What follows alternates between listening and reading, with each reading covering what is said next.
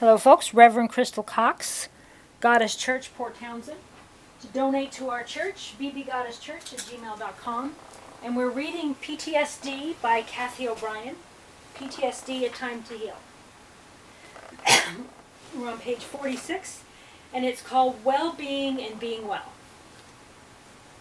In my deprogramming process, I found that my body would occasionally respond to memory retrieval, such as craving that blow pop.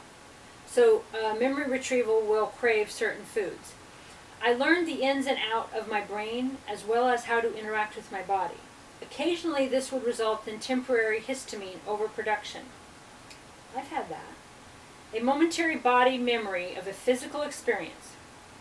Photographically remembering the sensation of a drug I'd been exposed to, or even thirst. This is normal and common should you experience any slight temporary physical reaction. Simply consciously acknowledge it, perhaps take an antihistamine or drink of water and move on. I've had that. I've had to have Benadryl many times for such things. Understanding how your body interacts with your mind will be beneficial knowledge for the rest of your life. Medical marijuana can enable the mind and thus the body to readjust to the present, lifting it from being entrenched in any past memory or sensation. For example, this herb can alleviate any momentarily craving inspired by photographically remembering the sensation of a drug. I tell people, a lot of people think that marijuana makes you crave food. It does increase your appetite, but it's intentional.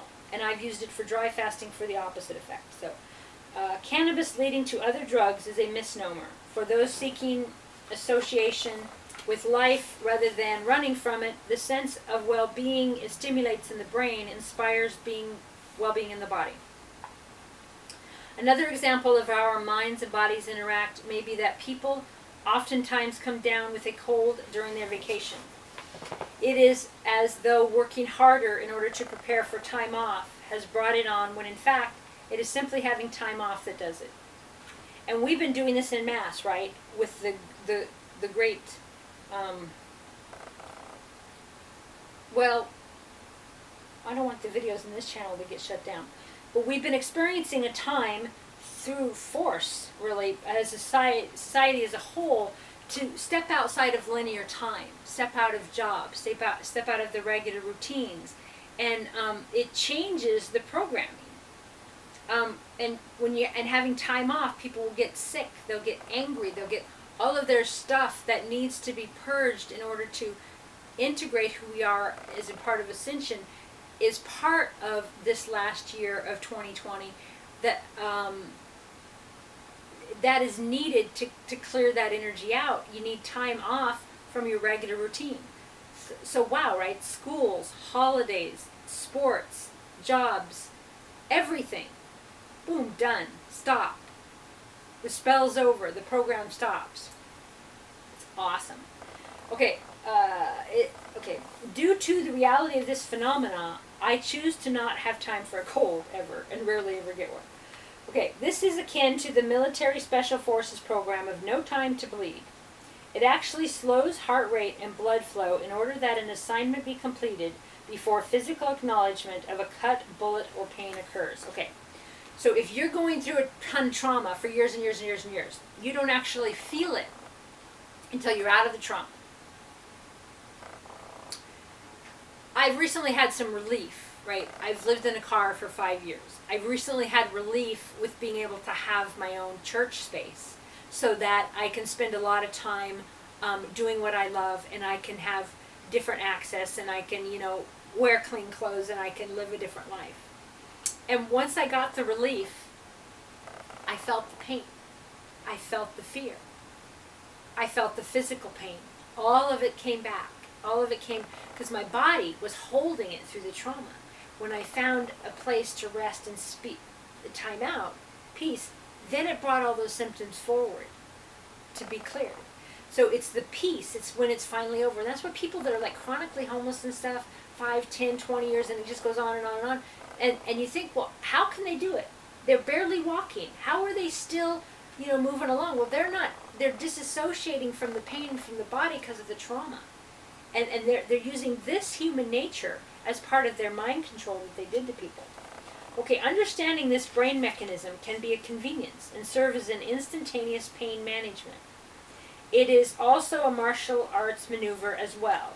You know, like example too, when you're like working on the computer, for you, it's something else. But like for me, writing, if I'm really into a writing project, it's me writing, I could be in a certain position for hours. I could, yes, other than the bathroom, like 16 hours. Sometimes I've just, and then the next year, like, oh, how was I hold? You know, you don't feel it because you're, I mean, being excited about something does that too. But it's a pain management to do what you love. So I often wonder, like when I started doing stuff in the space I'm in now, so I'll be like, oh, I'm tired. I don't know if I have the energy to do this. I don't know if I have the strength to do this. But when you're passionate about something, it's like it's a pain reliever, and you just do it. You're excited and you do it, and you have the energy to do it. So just know if something's really that you're not supposed to be doing it anyway. It's not of your highest and best. Okay, adrenal systems are naturally affected by torture and trauma. You might find yourself being ultra jumpy and on heightened alert. Yeah, for like 40 years. Unnecessarily, and even jerking as you fall asleep. So, those of you who like, you fall asleep, you know, you're overstressed. You're jerking when you fall asleep. The body's letting go of stress. I'm going to read that again. This is important. Adrenal systems are naturally affected by torture and trauma. You might find yourself being ultra jumpy, on heightened alert, unnecessarily, and even jerking as you fall asleep. Time will regulate this overactive response with conscious effort on your part as your body relearns to relax. Medical marijuana is especially helpful in regulating adrenal responses, so situations can calmly be dealt with in a practical manner. In days gone by, spies were given a cyanide pill to swallow before telling secrets. The cyanide pill has now been replaced with mind control programming on a level that controls breathing and heartbeat. This sophisticated programming can still be overridden by deprogramming the program first and having full knowledge that it is your body and your mind. The great I am. You can now control how it reacts. Learning the ins and outs of your core, mind, brain, body function can also benefit you the rest of your life. If outside input can influence brain-body response, imagine how those responses can be influenced with free will, strength of spirit. So choosing what you think. I know from experience that programming, technological or otherwise, can be diffused. It is within us all to right the wrongs and reclaim full control over our mind, body, and our lives. Pain is an alarm system perceived by the brain to signal you something is wrong. When you know your body well enough, this alarm system can be shut down by taking care of the problem before the alarm goes off. Similarly, our body may be signaling need for retrieving repressed memories. When people who have been traumatized and abused ignore memory flashes, intrusive flashes increase and become more pervasive in an effort to gain attention. If these alarm systems are still ignored, the body oftentimes amplifies the need through various illnesses, many of which cannot be medically identified or diagnosed. Digestive issues usually surface first, with various phantom aches and pains, colds and flus becoming routine. Listen to your body before the alarm reaches this crescendo. Make notes of flashes and write out your memory. After 3 decades of mind control abuses, my body's digestive system alarms became as entrenched as programmed thought. I reclaimed free thought through writing out memory, and reclaimed control over my body with free thought. Again, medical marijuana is reputed for stimulating healthy appetite while easing digestion with relaxing physical comfort. I went through years, I started smoking marijuana in about 2016. Couldn't eat without it because just of the amount of stress related to eating. So this is very fascinating stuff here. Heightened senses are another natural response to unnatural trauma. Tortures I endured seemed to blast me into other parts of my brain, as though attempting to compensate for the lack of conscious thought. Peripheral visions expand, hearing becomes acute, and intuitive senses signal if danger is approaching. These intuitive senses heighten as though our brains were once wired for such primal response, including telepathic communications before language was developed. And remember, people got different languages, right? So language is a frequency. What you mean, what the word means. Additionally, the timeless space I existed in on a subconscious level allowed me to seemingly forecast events before they happen. These heightened senses are common among DIDs, particularly in twins, and their classified studies have shown. Now that I am safe and have conscious thought, there is no survival need for these heightened senses. Nevertheless, my brain had been blasted into those parts, and I learned their ins and outs through the deprogramming process. Therefore, they are now mine to choose at will. Telepathy is an understanding of thought that spans language barriers and extends to animals. Pets are noted for their unconditional love and ability to sense when we need comfort or play. Attuning to their telepathic vibe requires meeting that same wavelength, and it is best achieved through a peaceful, happy mindset. No wonder dogs are so helpful in healing from PTSD. The phenomena of 44 by visual acuity often accompanies PTSD and DID. It is a defense mechanism that expands peripheral vision, as though a person develops eyes in the back of their head in order to see what is coming at them. This 44 by visual acuity is highly regarded in the military for its capacity for pinpoint accurate shooting. So they exploited these people so that they could get them to do more, probably higher, more remote viewing, and also to have like a vision, an all-around vision, because if you're traumatized, it makes them like supernatural soldiers. Ew, right? MK Ultra, ugh. Dilated pupils with whites around the eyes are clear indicators of trauma and possibly 44 by visual acute ability. Dilated pupils. All right. Consider that if our brains are capable of improving vision to that extent, we can use this phenomena for our own good once we're aware of it, right? To program ourselves to be our highest advanced self all the time without the stress and the over-adrenal. DID persons operating out of various memory compartments may need glasses one day and none the next. This is also part of like Raymond Grace, the pendulum work guy, dowsing, shifting from one reality to the next. Frequency shifting to a different reality. You change your memory, you completely shift. Ocular pressure varies with different traumas, needs, perceived through different compartments. Through learning the ins and outs of your brain while writing out memory, it is possible to learn to keep a healthy vision balance. Learn to listen to your body, pay attention to its intricacies, and use them to your advantage. We all have it within ourselves to heal both mentally and physically. Realizing this fact is the first step toward well-being and being well. All right, page 54, coping skills. Focusing within yourself to write out memory can momentarily bring your past close to your present. Since this is deliberate rather than spontaneous intrusion, you are in control. This allows for you to consciously deal with your past experiences and peacefully resume daily living. Mark helped me understand that what I was forced to do under mind control was not my fault. It was not my fault that my father sexually abused me. Even my body experienced pleasure, while my brain recognized the trauma and compartmentalized it. With reintegration's awareness, I realized that I am now responsible for my actions. How I respond to this knowledge is my conscious choice. Wow, now that's a lot of responsibility. Understanding got me over any guilt or shame, and I chose not to be bitter or vengeful because enough of my life was already taken by horrific experiences imposed on me. Negativity is immobilizing. I found that crying over what was done, especially to my daughter, only left me drowning in my tears. I chose to take that rage and use it to fuel my healing and help my daughter.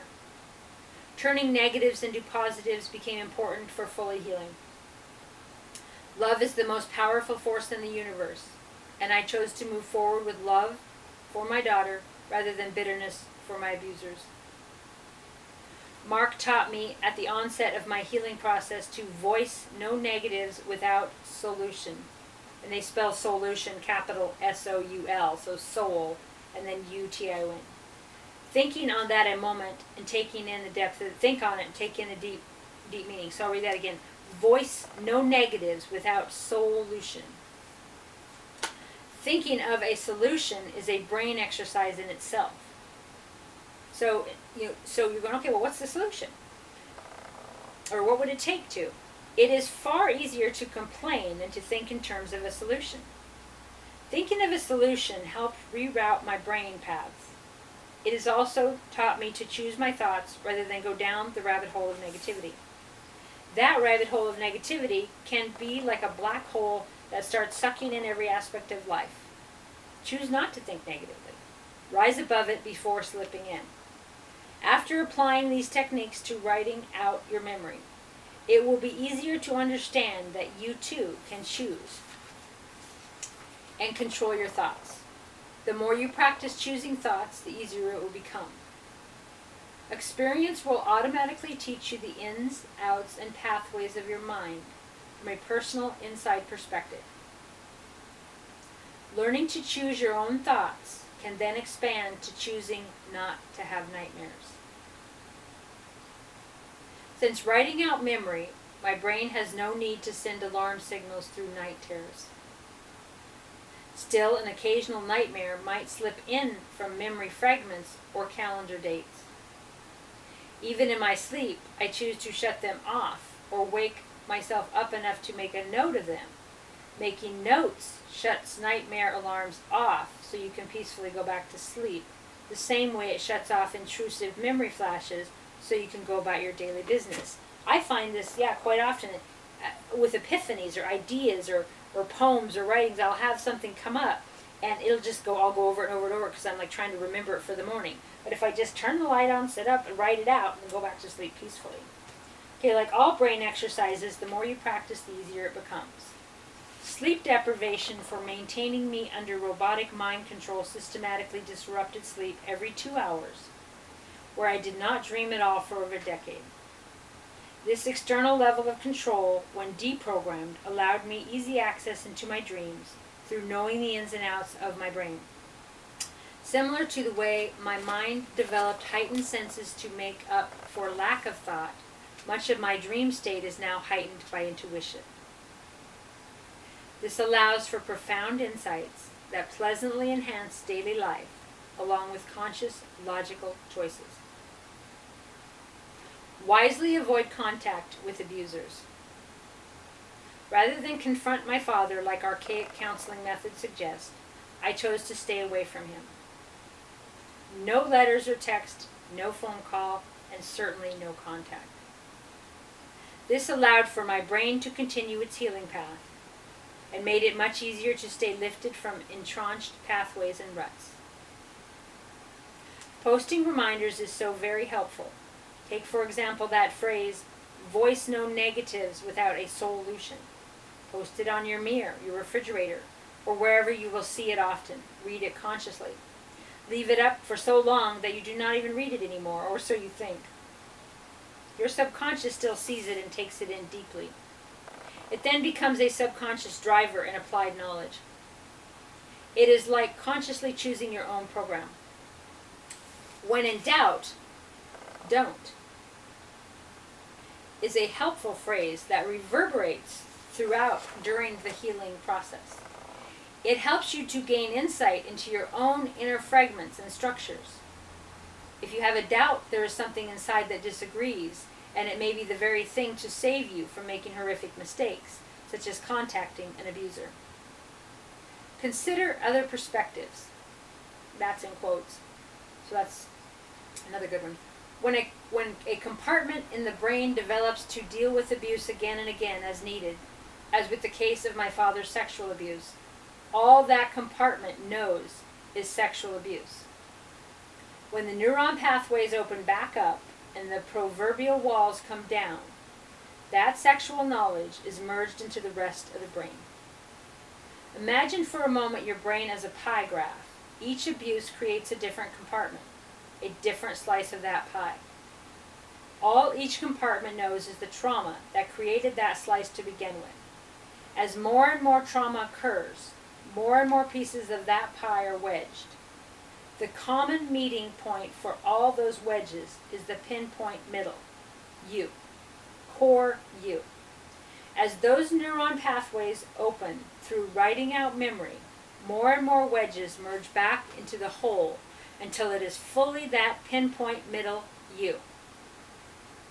Not all compartments are written out at once, and therefore conscious consideration must be given to what may be pertinent, repressed perspectives, and as yet unidentified abusers contained therein. In other words, proceed with extreme caution and consider that you may be operating on limited knowledge. So when in doubt, don't. And consider all other perspectives. Consider other perspectives. Learn to think further than what you think you know. Everyone should exercise their brain to think further. Perspectives change with one more piece of the puzzle, and it is not until all pieces are together that the full picture comes into focus. Good stuff. We will continue, and in the description will be a link to the full playlist of the whole book, read by, moi. I love you.